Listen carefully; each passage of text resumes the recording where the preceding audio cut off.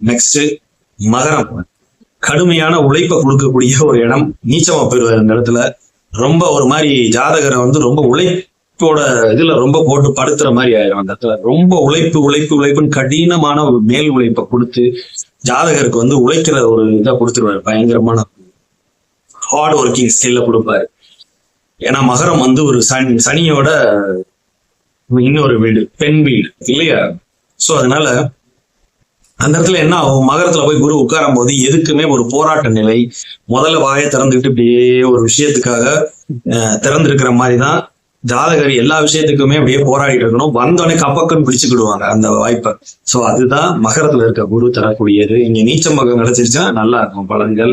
நீச்ச பங்கமே இல்லை அப்படின்னா கொஞ்சம் கடுமையான கெடுபலன்களை இருக்கவே செய்யும். அப்பையும் கூட குரு காப்பாத்துறதுக்கு தான் வழி பண்ணுவார் ஜாதகரை. ஓரளவு நீச்சமாவே இருந்தாலும் அவர் செயல்படக்கூடிய தன்மையில அந்த இடத்துல இருக்கவே செய்வார், வேற பாவர்களால பங்கப்படாத வகையில்.